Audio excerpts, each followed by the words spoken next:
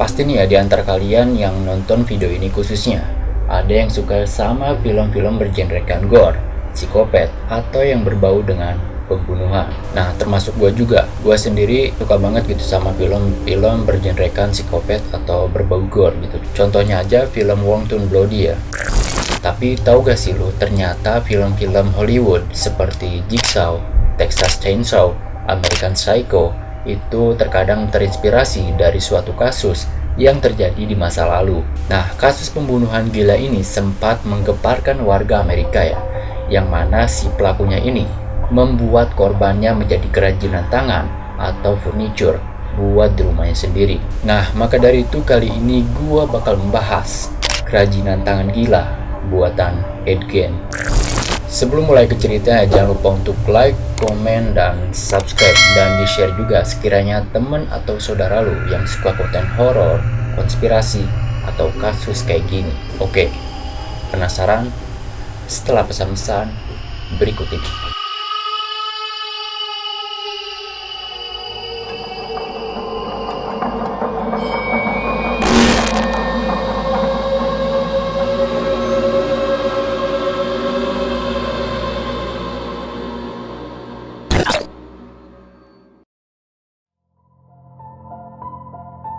Jadi, serial killer kali ini bernama Edward Theodore Gein yang lahir pada tanggal 27 Agustus 1906 di kota La Crosse, negara bagian Wisconsin, Amerika Serikat. Ed adalah anak kedua dari pasangan George Philip Gein dan Augusta Gein dan memiliki seorang kakak laki-laki yang bernama Henry George Gein. Ed dan Henry ini besar di bawah pengasuhan ibunya yang sangat keras dan sangat religius.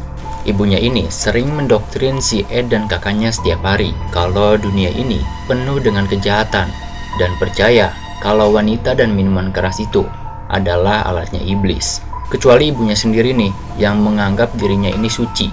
Agak pick me ya. Dari sini kita tahu ayahnya yang seorang pemabuk dan ibunya yang sangat religius membuatnya sering bertengkar dengan hal-hal sepele.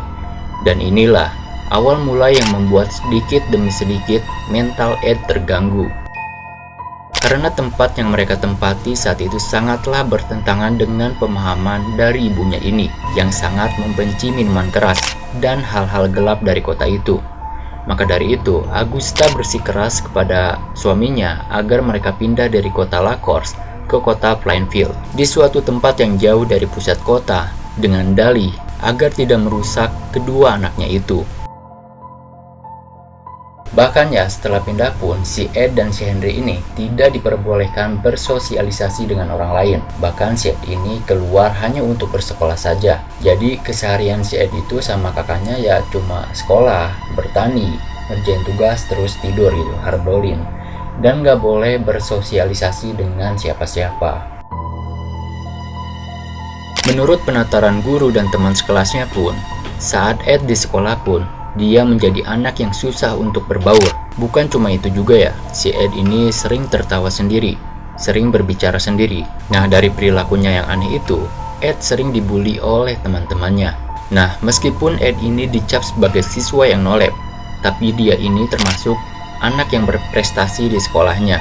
Singkat cerita, pada tanggal 1 April 1940, Ed mendapati kabar duka karena ayahnya ini meninggal dunia dikarenakan gagal jantung akibat kebiasaannya meminum alkohol. Dari kematian ayahnya itu, Ed dan Henry melakukan pekerjaan sampingan demi memenuhi kebutuhannya sehari-hari.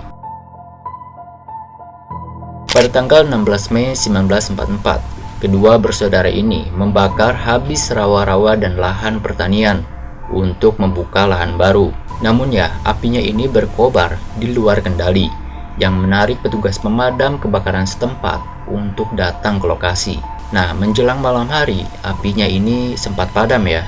Namun Ed ini melaporkan kalau kakaknya ini tiba-tiba menghilang begitu aja. Nah, setelah melakukan pencarian di area sekitaran, ternyata Henry ini ditemukan tewas di sebuah rawa-rawa yang pada saat itu diakibatkan oleh gagal jantung.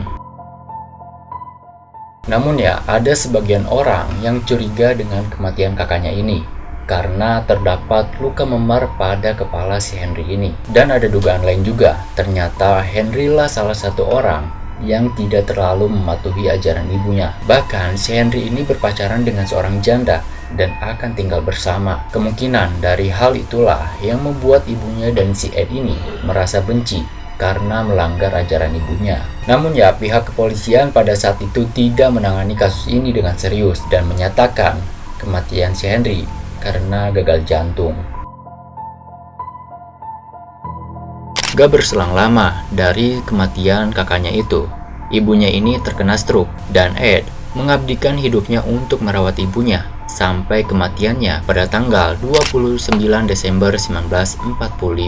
Dari kematian ibunya, Ed ini merasa seperti hancur gitu hidupnya karena kehilangan teman atau cinta sejatinya, dan Ed merasa sendirian di dunia ini. Setelah kematian ibunya, Ed melanjutkan hidupnya dengan bekerja serabutan, dari tukang potong rumput, jadi penjaga anak-anak. Pokoknya semua dilakuin deh agar bisa bertahan hidup.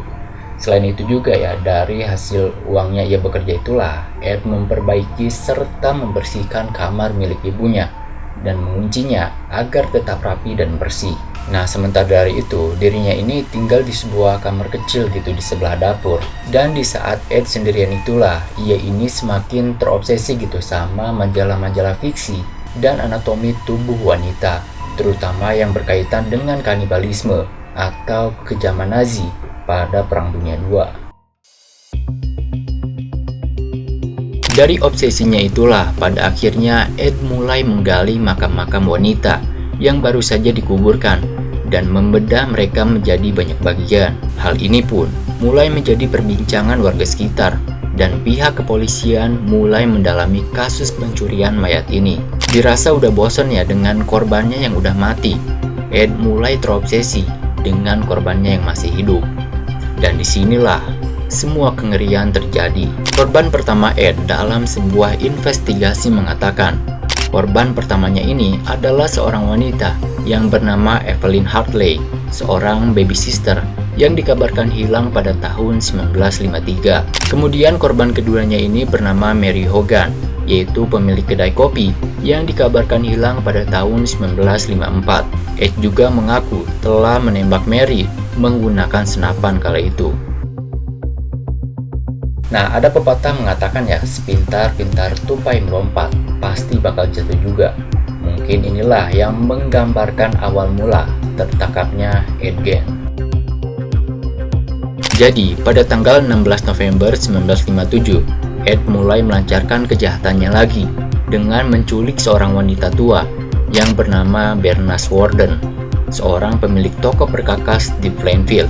Orang-orang sekitar ini mulai heran ya, kok tokonya ini tutup mulu gitu setiap hari. Nah, mendapatkan laporan tersebut, ternyata anaknya ini adalah wakil sheriff yang bernama Frank Warden. Ketika ia mengecek ke dalam toko ibunya itu, Frank mendapati ada noda darah pada mesin kasir di toko ibunya itu. Dan Frank juga mendapati kalau si Ed ini ada di toko pada malam hari sebelum ibunya ini menghilang. Dan terdapat slip pembelian 1 galon anti beku yang dibeli oleh si Ed pada malam itu. Karena mengetahui latar belakang si Ed ini yang agak kurang waras ya, dan mendapat laporan juga kalau terakhir yang dilihat di toko itu adalah si Ed, pada akhirnya pihak kepolisian dan sheriff melakukan pencarian untuk menangkap si Ed ini. Sampai akhirnya Ed ditangkap di sebuah toko kelontong yang berada di West Plainfield tanpa perlawanan. Setelah penangkapan si Ed, kemudian Frank dan tim bergerak menuju rumah Ed yang jauh dari pusat kota. Saat Frank dan tim mendobrak rumah itu, mereka menemukan hal yang tak biasa. Para kepolisian ini terkejut karena telah menemukan mayat dari Bernice Warden yang sudah terpenggal dan digantung terbalik seperti halnya rusa yang sudah dikuliti. Selain itu juga, kepolisian menemukan baju yang terbuat dari kulit para korbannya, bahkan peralatan makan, sendok, garpu, mangkok, sampai furniture rumahnya ini terbuat dari kulit atau tulang para korbannya si Ed ini. Setelah dilakukan investigasi itulah, Ed mengaku ia telah 40 kali mengunjungi 3 kuburan sekitaran kota Plainfield, dan Ed mengaku telah menggali lebih dari 9 mayat wanita yang baru saja dikuburkan. Ed juga mengaku ya, saat dia mencuri mayat-mayat itu, Ed dalam keadaan linglung dan gak inget apa-apa. Bahkan ya, saking si Ed ini kangen sama ibunya gitu, dia ini sengaja gitu mencuri sebuah jasad wanita tua yang mirip dengan ibunya, kemudian membuat baju dan topeng mirip ibunya yang nantinya dipakai gitu untuk mengenang ibunya ini. Emang gila sih Ed ini. Sampai pada tanggal 21 November 1957, Ed didakwa atas pembunuhan tingkat 1. Namun, Ed membantah dan mengakui kalau dirinya ini tidak waras. Setelah melakukan pemeriksaan kejiwaan, Ed didiagnosis menderita skizofrenia dan mental atau kejiwaan yang tidak waras. Sampai akhirnya, Ed dikirim ke rumah sakit jiwa Central State Hospital for Criminal. Nah, dari cerita inilah banyak film-film Hollywood yang terinspirasi dengan ceritanya si Ed ini. Nah, menurut kalian bagaimana dengan cerita si Ed kali ini? Coba komen di bawah. Cukup sekian untuk video kali ini ya. Jangan lupa untuk like, komen, dan subscribe. Kemudian di-share juga sekiranya teman atau saudara lu yang suka konten horor kayak gini. Gua Ridwan, cabut dulu.